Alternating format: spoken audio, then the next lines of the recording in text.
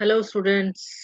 आज हम साहित्य सागर की कहानी संदेह पढ़ेंगे और जिसके लेखक हैं जयशंकर प्रसाद जी।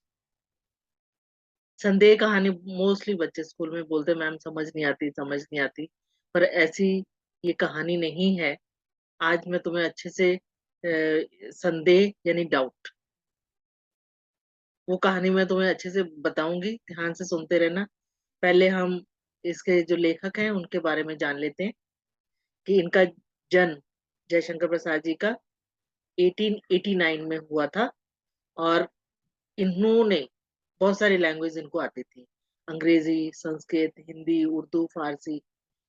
और 1937 में इनका निधन यानी मृत्यु यानी डेथ हो गई। इतने शब्दों का प्रयोग मैं इसलिए करती हूँ कि कभी जब पर्यायवाची आते हैं तो हमें यहीं से मिल जाने चाहिए कि मैम ने 2-3 बार बोला है तो इसका मतलब इसका अर्थ एक है, तो पर्यायवाची समानार्थी में हम ये लिख सकते हैं। और जो कहानीकार हैं ये सिर्फ कहानियां ही नहीं, ये कविताएं भी लिखते थे। और बहुत सारी हैं इनकी, और बहुत सारे फेमस हैं इनकी कहानियां। तो आज हम केवल इनकी कहानी संदेह पढ़ेंगे। संदेह, मैंने जैसे पहले बताया कि डाउट, हम हमेशा डाउट करते हैं कि उसने मुझे ये बोला होगा, और हम पहले से एज्यूम कर लेते हैं अच्छा वो ये बोल रहा होगा या होगी या वो उसने ऐसा बोला होगा। तो इसी पे ही कहानी है। पर कहानी ऐसी कि जिससे कई बार इसी डाउट में बहुत सारी प्रॉब्लम्स हो जाती है। और जो संदेह कहानी का मुख्य कैरेक्टर, मुख्य जो मेन चरित्र है वो राम ने। और एकदम मनोवैज्ञानिक में साइकोलॉजिकली जो हमारी फीलिंग्स हैं इस कहानी में हमें दिखाई देती हैं। अभी राम निहाल के बारे में कहा जाए तो एक पढ़ा लिखा इंसान है, और जो नौकरी की तलाश में, नौकरी ढूंढते हुए श्यामा जो दूसरा करेक्टर है उसके घर पे किराए पे रहने लगता है। और उसी शहर में अपना फ्यूचर देखता है, नौकरी करना चाहता है। और जो श्यामा है घर की मालकिन, वो विधवा है, विधवा यानी विडो, उसके पति नहीं है। और राम निहाल को अपनी तरफ से उससे सोचता है कि मुझे तो इससे प्यार है। अब हमेशा ये डाउट में ही रहता है कहीं ना कहीं। तो आगे हम देखते हैं कि और जो श्यामा है वो बहुत स्ट्रॉन्ग कैरेक्टर की है।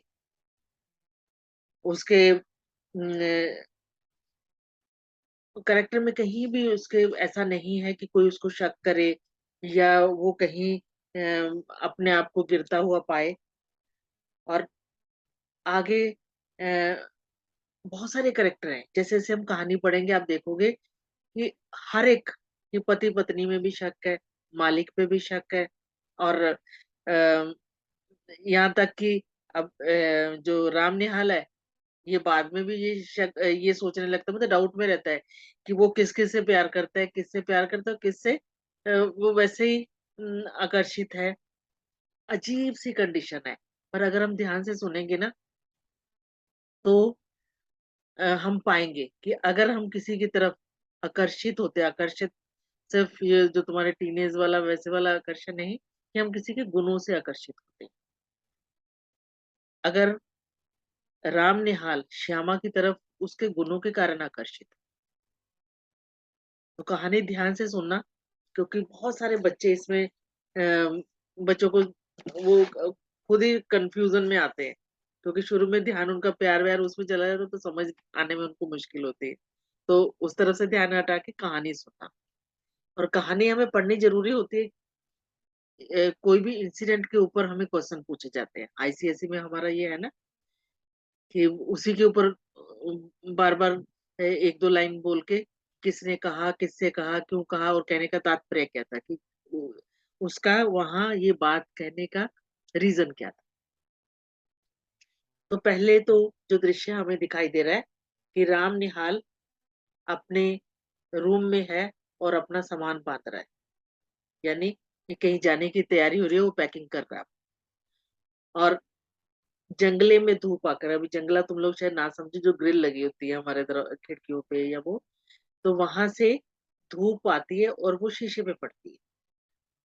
पर जो राइटर्स होते हैं वो ऐसे ऐसे अच्छे शब्दों का प्रयोग करते हैं कि धूप आकर जंगले पर, जंगले से धूप आकर शीशे पे आकर तड़प रही थी, मतलब वो अभी सोचते हैं, क्लास में शरारत करते हो ना कि वो घड़ी को, और क्लास में बहुत बच्चे ऐसे करते हैं, उसके धूप में रोशनी दिखा के कहीं भी रिफ्लेक्शन डालते हैं, करते हो ना आप लोग भी। और यहाँ पे ऑटोमेटिकली ऐसा हो रहा है। और उसी कमरे में एक महात्मा बुद्ध की एक मूर्ति पड़ी हुई है, और मूर्ति है तो वो जो मुद्रा में है दिखाई देती कि वो अपने उसी ध्यान मुद्रा में है, कि आंखें बंद के महात्मा बुद्ध की मूर्तियां देखो ना कैसे होती हैं वैसे ही। और ये लेखक बोल रहा है, कवि बोल रहे, अपने कहानीकार बोल रहे हैं कि उससे उसकी प्रतिमा ध्यान मगन है, कोई रोशनी का उन पे कोई असर नहीं पड़ रहा। उसको भी एक जीवंत, यानी कि एकदम लाइवली ले रहे हैं कि मूर्ति को भी, कि उनके ऊपर रोशनी का कोई असर नहीं पड़ रहा। और गंभीर है मूर्ति का जो आप लोग याद करो कि एकदम सीरियस फेस पर, इतनी सुंदर मूर्ति वहां होने के बाद भी राम निहाल उधर नहीं थे। और उसके हाथ में एक कागजों का बंडल है, एक पेपर का कुछ बंडल है जिसमें बहुत सारे पेपर है, और जिसे वो अपने बॉक्स में रखने के लिए, मैंने बोला कि वो कहीं जाने के लिए पैकिंग कर कर रहा है, तो वो जो बंडल, वो उसमें संदूक में रखना है, पर वो सोच रहे हैं कि पहले मैं देख लूं इसको, उसको पढ़ने की एक इच्छा है, वो पढ़ना चाह रहा है, पर फिर भी पता नहीं क्यों डरते हुए खोल नहीं रहा है। कि जैसे कोई बच्चा किसी चीज से डरता है ना, कि कोई बहुत बुरी चीज होती है, या मान लो हम आग से ही डरते हैं कि हाथ लगाएंगे तो जल जाएंगे, वैसे ही वो उसको खोलने से डर रहा है कि पता नहीं इसमें से क्या निकलेगा। अभी मेरे ख्याल पहला तो ये आपको समझ आ गया होगा कि राम निहाल कहीं जाने की तैयारी में, और पैकिंग कर रहे हैं। कमरे में मूर्ति है, और राम निहाल के हाथों में एक बंडल है कागजों का, जिसे वो चाह कर भी नहीं खोलता। अभी बंडल है, और दूसरे उसने वो बंडल एक तरफ रख दिया है, और एक और है जो बड़ा सा लिफाफा है, एनवलप है, और एक चित्र उसके हाथों में था और आंखों में आंसू थे।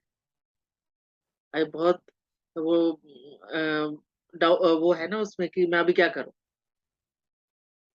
भी आंख में पानी है, और वो जो फोटो है वो उसको हाथ में ली हुई है, और कमरे में दो प्रतिमाएं, मतलब दो स्टैचू है अभी, एक बुद्ध का, और राम निहाल भी एकदम मूर्ति के जैसा ही वहां बन के बैठे हुए, वो भी नहीं हिलजुल रहा।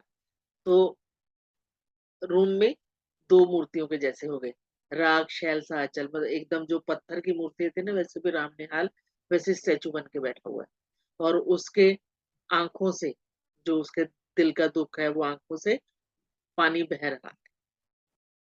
तो अभी उसी समय क्या होता है, किशोरी जो उस घर की नौकरानी है, तो वो आके शोर मचा जाती है कि निहाल बाबू रो रहे हैं। वो श्यामा को आवाज देके हाँ बताती है कि निहाल बाबू रो रहे हैं, और अभी श्यामा भी आके खड़ी हो गई।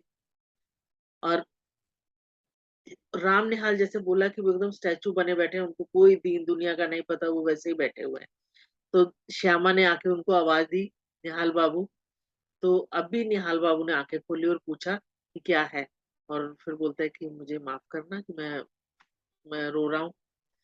तो कहते हैं कि अभी वो उससे पूछ रही कि बात क्या है, कोई सुनूं भी, क्योंकि उसके घर में रहते ना, उसको थोड़े जानने की जिज्ञासा हुई कि पता नहीं क्यों ये दुखी है। और कहते हैं कि आप कुछ जाने के समय ऐसे क्यों दुखी हो रहे हो, क्या कि हमने कोई गलती कर दी क्या, कि हमसे कुछ ऐसा गलत हुआ है कि आप रो रहे हो। तो अभी राम निहाल बोलते हैं कि तुमसे अपराध होगा, यह क्या कह रही हो। श्यामा को वो इस बात का जवाब दे रहा है कि मैं रोता हूँ, पर इसमें मेरी ही भूल है, कि मेरे को जो मैं समझ नहीं पा रहा हूँ कि क्या करूँ? बहुत वो हो रहा है, बेचैन हो रहा है कि वो डिसीज़न नहीं ले पा रहा है कि उसे क्या करना चाहिए। अभी हमें ये नहीं पता कि किस बात का डिसीज़न, है ना?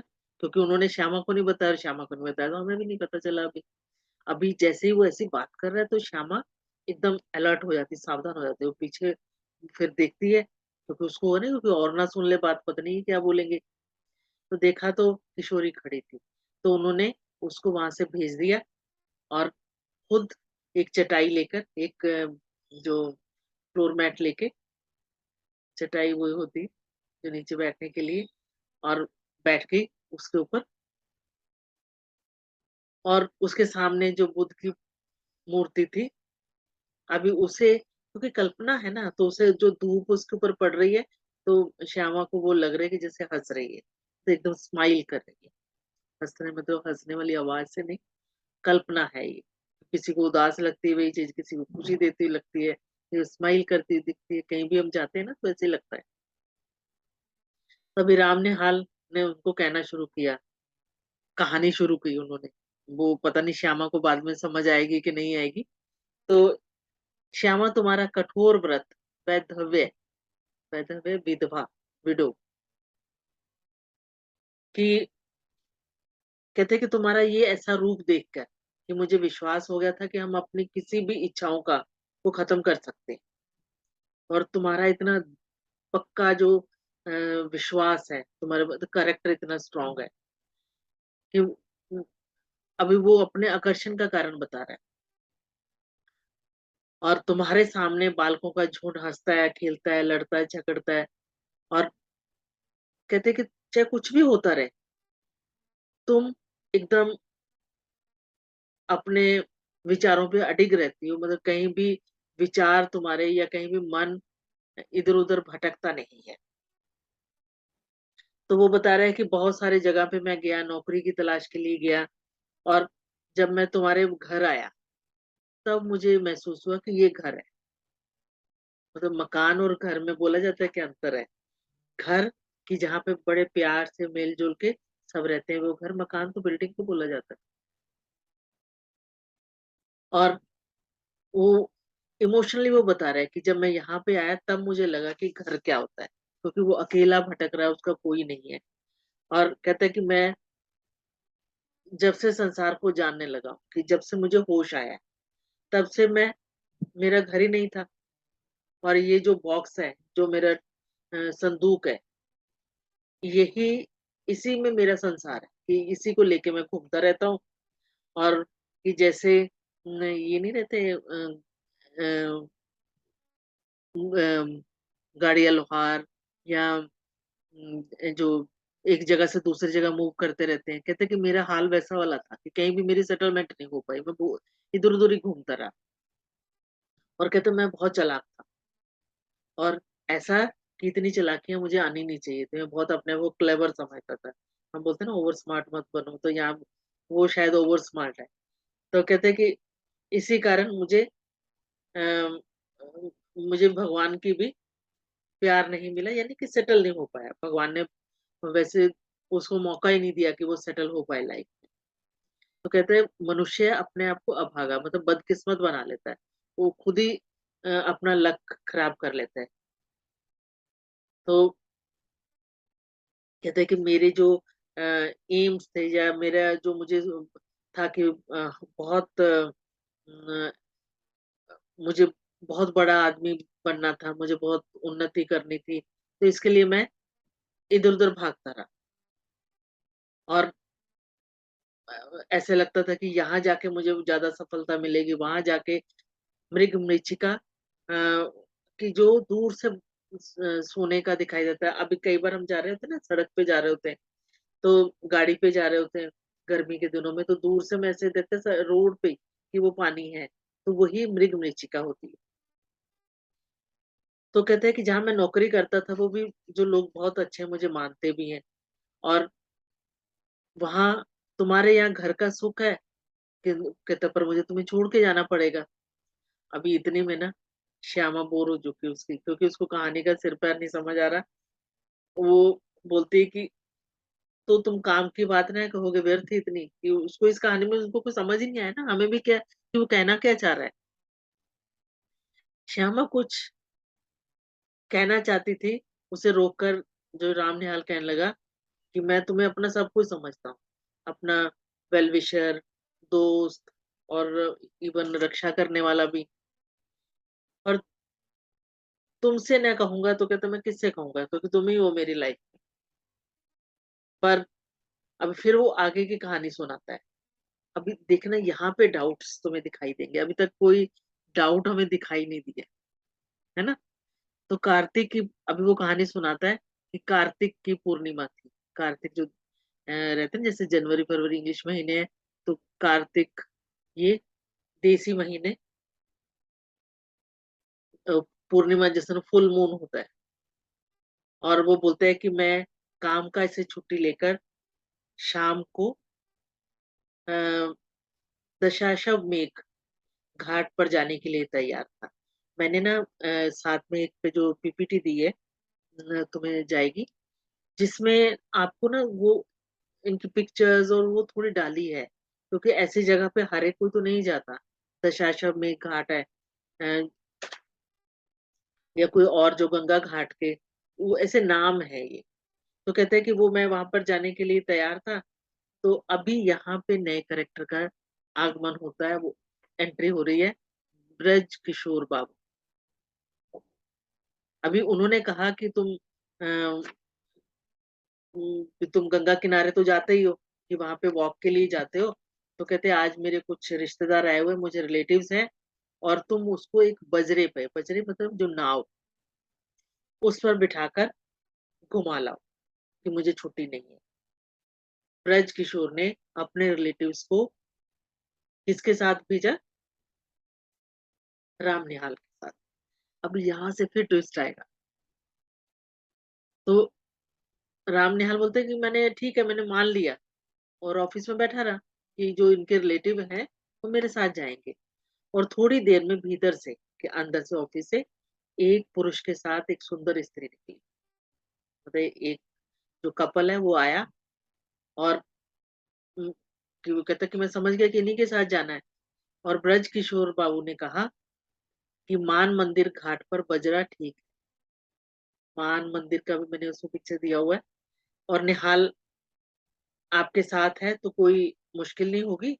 और वो उनसे माफी मांगते हुए कहते हैं कि आप इनके साथ चले जाओ, और मुझे जरूरी काम है। किसने?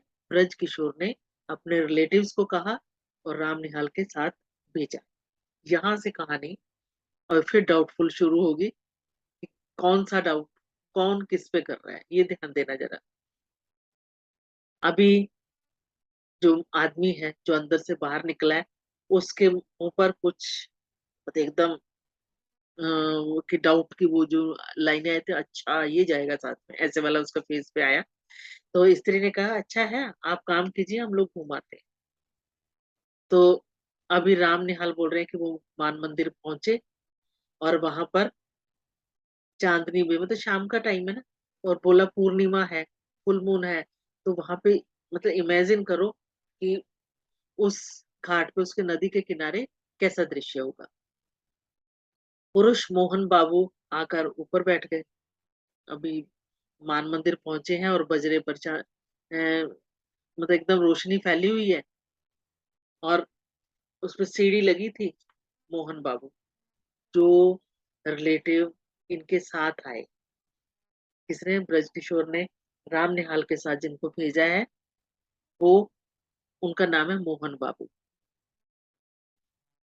और जो अभी खुद तो वो बैठ गए, और जब मनोरमा, मनोरमा जो मोहन बाबू की पत्नी है, कपल है ना, मोहन और मनोरमा, वो याद रखना। तो उसे जैसे चढ़ने में डर लग रहा था। तो अभी मोस्टली होता है ना कि जेंट्स उसको हाथ पकड़ के और चढ़ा लेते, तो यहाँ भी ऐसा ही हुआ। अभी उसका पति तो वहां चला गया आगे। तो ये राम निहाल थे, उन्होंने हाथ बढ़ा के उनको अ, उस पर बिठा लिया। तो अभी यहाँ पर मनोरमा जब बैठती है बजरे पे, ये वो नाव में उसके पास, तो आते ही राम निहाल के कान में वो बोलती है कि मेरे पति पागल बनाए जा रहे हैं, कुछ कुछ है भी, जरा अलर्ट रहना। नाव की बात है, क्योंकि नाव पे बैठे ना, पर यहाँ पे देखा जाए तो गलत है ना, वो तो स्त्री उसको जानती भी नहीं है, फिर भी अपने पति का तो उसके कान में बोलती है कि थोड़ा पागल है बंदा, इसका जरा ध्यान, क्योंकि नाव में बैठे हैं तो कुछ ऐसी हरकत ना करते। तो मैंने कहा कि कोई चिंता नहीं। मैंने कहा मतलब कौन है ये? राम ने कहा। और ऊपर जाकर बैठ जाने पर भी अभी अनजान स्त्री जो हमें बोलते हैं उसके कान में बोला, तो बोलते कि वो मुझे अभी भी आभास हो रहा था कि वो क्या बोल रही थी। पर कहते मैंने अपने आप को एकदम काम किया, शांत किया, और अभी वहां पे बिल्कुल चांदनी थी और घाट पर आकाशदीप जल रहे थे। आकाशदीप का मैंने चित्र वहां पर दिया हुआ है। और गंगा की धारा में छोटे छोटे दीपक बहते हुए दिखाई दे रहे थे। लोग वहां जाते हैं किसी पूजा वूजा के लिए, तो में जलते हुए दिए एक पत्ते पे या किसी से पूजा करते पानी में बहाते हैं। और मतलब इमेजिन करो कि पानी में तैर रहे हैं, ऊपर से फुल मून है, कितना सुंदर दृश्य लग रहा होगा। मोहन बाबू की अभी मोहन बाबू उनको शायद सुनाई भी देगा, या पहले से उनको डाउट है आपस में, तो उनको अ, आपस में वो क्वेश्चन क्या कर रहे हैं, पूछ रहे हैं कि मनोरमा देखो इस दीपदान का अर्थ क्या है, क्या अर्थ है तुम समझती हो? अभी उससे क्वेश्चन पूछ रहे हैं। तो मनोरमा अपने पति को जवाब देती है कि गंगा जी की पूजा, और क्या, नॉर्मल जो उसको जो पता होगा उसने बता दिया। तो अभी मोहन बाबू अपनी पत्नी उन दोनों का यहाँ पे बातचीत है। तो कहते हैं यही तो हमारा आपस में विचार नहीं मिलते, जीवन के लघु द्वीप की धारा में, अनंत की धारा में बहा देने का संकेत है। वो अपनी फिलॉसफी वो बात कर रहे हैं कि ये जो बहाए हैं वो जीवन जा रहा है, इसमें ऐसी बातें कर रहे हैं। कहते और कल्पना, कहते हैं कितनी सुंदर कल्पना है, खुद ही बोल दी और खुद ही अपने आप तारीफ कर ली कि मैंने बहुत अच्छे से इमेजिन किया है। और एकदम हाइपर हो जाते हैं। तो मनोरमा ने जब ऐसा दृश्य देखा तो उसने फिर राम निहाल के कानों में कहा कि देखा आपने कि इसी बात पे वो कैसे हाइपर हुए जा रहे हैं। अभी जिसको वो जानते नहीं उससे बात कर रही है, और वो इनको इनके व्यवहार को या उनके बारे में कुछ नहीं डाउट पता उनको, और कहते हैं कि मैं हैरान था, मैं जहां भी आएगा वो राम निहाल। और बजरा पंचगंगा घाट के समीप पहुंच गया। वो अलग अलग जगह के नाम है, इसका भी पिक्चर मैंने वहां दिया हुआ है। और फिर वो पूछता है जब वो हंसते हैं तो मनोरमा ने अपने पति से फिर पूछा, क्योंकि वो उसका अलग अर्थ निकाला, और ये बांसों में जो टंगे हुए दीपक हैं उन्हें आप क्या कहेंगे? अब वो अपने पति से क्वेश्चन कर रही है। तो तुरंत ही मोहन बाबू ने कहा आकाश भी असीम है, मतलब असीम किसकी, जिसकी कोई सीमा नहीं होती। यहाँ पर अनेक शब्दों के लिए एक जिसकी सीमा न हो, असीम। जीवन दीप को उसी ओर जाने के लिए संकेत संकेत है कि जो हमारा जीवन है, कि आकाश में खुले हवा में वो जाए। कहते ये हमें ये एक इंडिकेशन है। फिर मतलब एकदम सांस चढ़े बोलते हैं, अब यहाँ पे देखो थोड़ा आ रहा है कि वो उसको बोलता है कि तुम लोगों ने मुझे पागल समझ लिया है, क्योंकि उसने क्वेश्चन पूछा तो अभी उसको आ गया कि ये मुझे पागल समझती इसलिए ऐसे प्रश्न पूछ रही है। कहता मैं जानता हूँ, संसार की विश्वासघात की ठोकरों ने मेरे हृदय को विक्षिप्त बना दिया है, कि जो मैंने इस जगह पे, सब जगह पे मुझे लोगों ने चीट किया है, मेरे को धोखा दिया है, तो उससे मेरा जो दिल है एकदम टूट गया हुआ है। मुझे उससे विमुख कर दिया है। और कहते हैं कि मुझे किसी ने कोई हेल्प नहीं करी, और मैं ही सबके लिए करता हूँ, मैं ही मरता हूँ। जो नॉर्मल वो आपस का पति पत्नी का झगड़ा स्टार्ट हो गया। और राम निहाल यहाँ पर दर्शक बने देख रहे हैं कि चल क्या रहा है। तो कहते हैं अब मैं ये नहीं सह सकता कि मैं ही सबके लिए करूं, मैं ही मरूं, और मुझे अकपट प्यार की जरूरत है। कि जिसमें कोई धोखा ना हो, मुझे वैसे वाला प्यार चाहिए और जो जीवन में मुझे कभी मिला ही नहीं है। और मनोरमा तुमने भी, कहते तुमने भी मुझे नहीं दिया ऐसा। जो उसके कहने का तात्पर्य है कि मुझे संसार से सब जगह धोखे मिलते रहे, और मनोरमा तुमने भी मुझे धोखा ही दिया है कि मुझे कहीं भी सहारा नहीं दिया। अभी मनोरमा एकदम घबरा जाती। उसने कहा, चुप रहो, आपकी तबीयत बिगड़ जाएगी, कि हेल्थ खराब हो रही है, वो हाइपर हो रहा है ना, तो शायद कुछ हो उनको ऐसी प्रॉब्लम। अभी पहला डाउट कि मोहन बाबू को मनोरमा पे है, कि उसने भी हमेशा धोखा दिया, उसको प्यार नहीं करती है। ठीक है, संदेह पहला, डाउट यहाँ पे आ गया। अभी वो उसको शांत करने की कोशिश करते थे कि वो शांत हो जाओ। राम निहाल को देखकर चुप रहो, कि ये अनजान आदमी, इसको देख के चुप रहो, कि अभी वो भी जान जाए कि मुझे किसी का कोई डर नहीं है, और तुम लोग जो है, जो सच्चाई छिपाकर तो मुझे धोखे देते हो। अभी जो मोहन बाबू है, उनके जो सांस एकदम फूलनी शुरू हो गई, एकदम हाइपर हो रहे हैं। और मनोरमा ने हताश भाव से मेरी ओर देखा, मतलब एकदम बेबस होकर कि अभी मैं क्या करूं, कि अनजान बाहर आके ये ऐसा काम कर रहे हैं। और वह चांदनी रात में विशुद्ध मूर्तिमा से निश्चेष्ट हो रही थी, कि एकदम निढाल हो रही थी, एकदम वो अपने आप को बेबस महसूस कर रही थी। अभी यहाँ पे चांदनी रात, वो फिर यहाँ पे जिक्र किया गया है। तो मैंने सावधान होकर, मतलब अब क्योंकि उसने पहले ही बोला था ना कि ये कभी भी वहां पे हाइपर होगा, कि जरा देख के रखना। भाई हम नाव पे बैठे हैं, माझी जो नाव चलाने वाला, उसको कहा कि अभी वापस ले चलो, क्योंकि कार्तिक सर्दियों में होता है, विंटर में होता है कार्तिक महीना। तो ठंड भी हो चली थी, चांदनी रात थी, और जो नाव है अब मान मंदिर की ओर वापस चल पड़ी। ये कहानी कौन सुना रहा है? राम निहाल श्यामा को सुना रहा है, कि उसकी लाइफ में क्या क्या हुआ होगा। और मोहन बाबू के बारे में वो सोच रहे हैं कि उनके मनोविकार, मतलब उनकी मानसिक स्थिति, कि उनके दिमाग में क्या चल रहा था।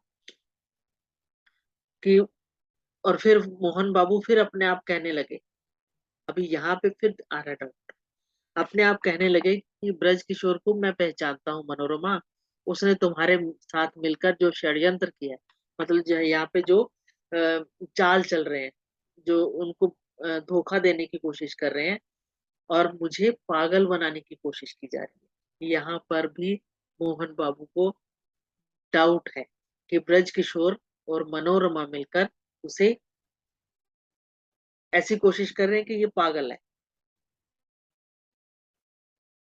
तो अभी मनोरमा बोलती है, आप चुप रहेंगे? क्यों व्यर्थ का संदेह आप अपने मन में पाल रहे हो, कि उसको निकाल दो, या मुझे संख्या मंगवा दीजिए, छुट्टी हो। संख्या मतलब जहर, पॉइजन, कि वो मुझे दे दो कि मैं मरी जाऊं। अभी दोनों पति पत्नी का झगड़ा कहाँ पे हो रहा है? गंगा किनारे, और डाउट कर रहे हैं एक दूसरे पे।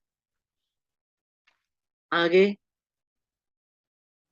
जब फिर वो आगे कहानी सुनाते हैं कि थोड़ा सा ठीक होके, मोहन बाबू अभी जब वो बहुत हाइपर हुए तो ऐसी बातें कर रहे थे, तो फिर जब थोड़ा शांत हुए तो कहने लगे, अभी वो उल्टा हो गया, कि फिर उसको बोलते हैं मनोरमा को, कि मैंने तुम्हारा अपमान, कि तुम्हारा अपमान होता है, मुझे सबके सामने ये बातें नहीं कहनी चाहिए, यह मेरा अपराध है, मैं भी ये क्राइम करता हूँ। और फिर उससे वो माफी मांगने लगते कि क्षमा करो। और सचमुच वो बताता है कि सचमुच मनोरमा के कोमल चरण मोहन बाबू के हाथ में, तो कि उसके पैर पकड़ लिए कि मुझे माफ कर दो। अभी बाहर ऐसी हरकतें, कभी झगड़ा कर रहे हैं, कभी उसको वो प्यार दिखा रहा है, उसको पैर पकड़ रहा है, तो पैर छुड़ाते हुए पीछे होती है। और वहीं पे राम निहाल का वो उनको थोड़ा उनका बॉडी टच हो जाती है। तो अभी उसे यहाँ फील होता है, मतलब डाउट होता है, फिर यहाँ पे डाउट आ गया, कि जैसे किसी का आश्रय पाने के लिए वह व्याकुल थी कि उसको किसी का सहारा चाहिए, कि अभी कोई तो उसको एक सहायता करे। मतलब उसको यहाँ पे वो लग रहा है। अपने आप ही वो कल्पना कर रहे हैं कि हाँ, ये हो रहा है अभी। और मनोरमा ने बड़े ही एकदम ऐसी हालत में उसको राम निहाल को कहा कि आप देख रहे हो ना कि कैसे हरकतें करते, कभी हाइपर है, कभी एकदम शांत होके, कभी पैर पकड़ रहे हैं। और कहते हैं सचमुच मैं देख रहा था। और गंगा की जो धारा थी वहां पर बजरा चल रहा था। और अभी उसे यहाँ पे लग रहा है कि एक सुंदर युवती भी मेरे सहारा मांग रही है। और अपनी सब लज्जा और अपमान लेकर वह कि जो भी उस टाइम इसको मनोरमा का हो रहा है, तो वो उसको लगता है कि वो प्रार्थना कर रही है कि कुछ मत देखो, कि मतलब ऐसे चलने दो, तुम मुझे सहारा नहीं दोगे। कि वो उससे ऐसे लग रहा है प्रे कर रही है, उसको रिक्वेस्ट कर रही है कि देख लो कि मेरा कैसे अपमान हो रहा है। अभी राम निहाल बोलते मैं चुप था। और फिर जब उतरी, तब उसका हाथ पकड़कर नाव से उतरी, बजरे से उतरी। तो अभी फिर वो पीछे पीछे चल रहे थे, मैं कहते मनोरमा के पीछे। और अपने पर भारी बोझ डालकर कि अपने आप को वो सोच विचार करता हुआ वो सीढ़ी चढ़ रहा है। और उसने धीरे से मुझसे कहा, किसने? मनोरमा ने, राम निहाल जी, मेरी विपत्ति में आप सहायता न कीजिएगा। मैं अवाक कि उसने उसको बोला कि मेरी हेल्प नहीं करोगे क्या? और कहते मैं हैरान था। राम निहाल हैरान था। और श्यामा ने एक बार गहरी दृष्टि से राम निहाल को देखा, मतलब एकदम। और वह चुप हो गया। श्यामा ने आज्ञा भरे स्वर में कहा, मतलब एकदम उसको ऑर्डर देते हुए बोली, आगे कुछ और भी है या बस? क्योंकि वो इतनी लंबी कहानी सुना रहा है और उधर का डाउट इधर, इधर का वो सुना रहा है। राम निहाल ने सिर झुकाकर कहा, हाँ और भी कुछ है। तो वही कहो ना, क्योंकि उसको कहानी में शायद इंटरेस्ट नहीं आ रहा ना इनके। तो कहता बताता हूँ। और बोलते हैं कि फिर धीरे धीरे भी उसको पता चलता है कि मोहनलाल अदालत से पागल मान लिए गए और ब्रज किशोर उनकी संपत्ति के प्रबंधक, मतलब उनके केयर टेकर, जो ब्रज किशोर को बना दिया गया, क्योंकि वही मोहनलाल के एकदम क्लोज रिलेटिव थे। अभी कहते हैं कि भगवान जाने इसमें क्या चीज है कि सब एक दूसरे को मूर्ख बना के अपने काम धंधे निकाल रहे हैं। मोहन अपने संदेह के कारण पूरा पागल बन गया। मोहन अपने संदेह के कारण पूरा पागल बन गया। तुम जो ये चिट्ठियों का बंडल देख रही हो वह मनोरमा का है। कि जो चिट्ठियां हैं, जो हमने शुरू में देखा ना कि एक बंडल था, वो रहस्य अभी खुल रहा है कि वो मनोरमा की चिट्ठियों का है। मनोरमा वो स्त्री थी जिसको ब्रज किशोर ने उसके पति मोहन के साथ घूमने के लिए बजरे पर बैठकर घूमने के लिए भेजा, है ना? तो अभी ये चिट्ठियां उसकी हैं। अभी राम निहाल रुक गया और श्यामा ने फिर उसको बड़ा ध्यान से देखा। तो रामनियाल कहने लगा, तुमको भी संदेह हो रहा है, सो ठीक ही है। मुझे भी कुछ संदेह हो रहा है। मनोरमा क्यों मुझे इस समय बुला रही है? यानी कि मनोरमा ने उसको बुलाया, इसलिए वो सामान पैक करके वहां जा रहा है। तो अब श्यामा ने हंसकर कहा, तो क्या तुम समझती हो कि मनोरमा तुमको प्यार करती है और वो दुष्चरित्रा है, मतलब बुरे करेक्टर वाली है क्या? कहते रामनिहाल तुम क्या सोच रहे हो? आप वो कहते ऐसे तुम्हारी सोच है, उसको धिक्कार रही है, उसको बुरा भला कह रही है। कहते देखूं तो तुम्हारे हाथ में क्या है? क्या मनोरमा का है? तो श्यामा ने जब वो चित्र देखा, उसमें हाथ से लिया, तो देखा, तो वो चित्र है श्यामा, लेटर लेके बैठा हुआ मनोरमा के। और फोटो है श्यामा की। तो वो बोलती कि ये मेरा ही है। तो क्या तुम मुझसे प्रेम का लड़कपन करते हो कि क्या टीनेजर के जैसे मुझसे प्रेम करने लगे क्या? ये अच्छी फांसी लगी है तुमको कि देखिए ये तुम अच्छे उसमें फंस गए हो कि मनोरमा तुमको प्यार करते हो, तुम मुझको। ये लव ट्रायंगल। और मन के विनोद के लिए तुमने अच्छा साधन जुटाया कि अपने आप को टाइम पास के लिए कि तुम ये काम कर रहे हो। और कहते हैं इसीलिए यहाँ से सामान बांध कर भागने की तैयारी कर रहे हो। तो जो राम निहाल है एकदम वो जैसे उसको समझ नहीं आ रही, हतबुद्धि होती कोई बात समझ नहीं आ रही, तो उसको जैसे उसका वो अपराधी हो कि तो उसे श्यामा को देखने लगा जैसे उसे कहीं भागने की राह ना हो। अभी होगा ही ना कि पिक्चर तो वो उसके लेके खड़ा है, पत्र मनोरमा के लेके खड़ा है, तो कहता है ऐसा लग रहा है कि उसको भागने की जगह ना मिल रही हो, इतना वो शर्मिंदा महसूस कर रहा है। श्यामा बहुत वो स्ट्रॉन्ग कैरेक्टर की है ना, बहुत दृढ़ विचारों की है। वो उसको कभी भी हौसला उसको कोई डिगा नहीं सकता, खत्म नहीं उसका कर सकता। तो उसने कहा निहाल बाबू प्यार करना बड़ा कठिन है, तुम इस खेल को नहीं जानते, इसके चक्कर में पड़ना भी मत। हाँ एक दुखिया स्त्री, वो कौन है? मनोरमा तुमको सहायता के लिए बुला रही है, जाओ उसकी सहायता करके लौट आओ, तुम्हारा सामान यहीं रहेगा, तुमको यहाँ अभी यहीं रहना होगा, समझे? तुमको मेरी संरक्षता की आवश्यकता है कि तुम्हें मुझे तुम्हें संभालने की जरूरत है।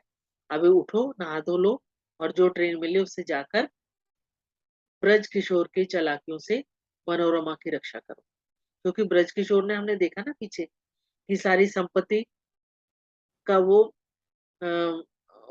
वही संभालने लगा है अभी वहां पे। और अभी इसको तंग कर रहा होगा मनोरमा को, तो वो अपनी सहायता के लिए राम निहाल को बुला रही है। और राम निहाल को डाउट है कि मनोरमा उससे प्यार करती है, पर ऐसा नहीं है। श्यामा ने उसकी बुद्धि सुलझाई, उसके जो भी डाउट्स थे वो क्लियर किए कि उसको तुम्हारी सहायता की जरूरत है। अभी जो भी तुम्हारा संदेह था, भ्रम था, उसको खत्म करो और जाकर उसकी सहायता करके आओ, क्योंकि वो अकेली पड़ी हुई है और तुम्हें सहायता के लिए बुला रही है।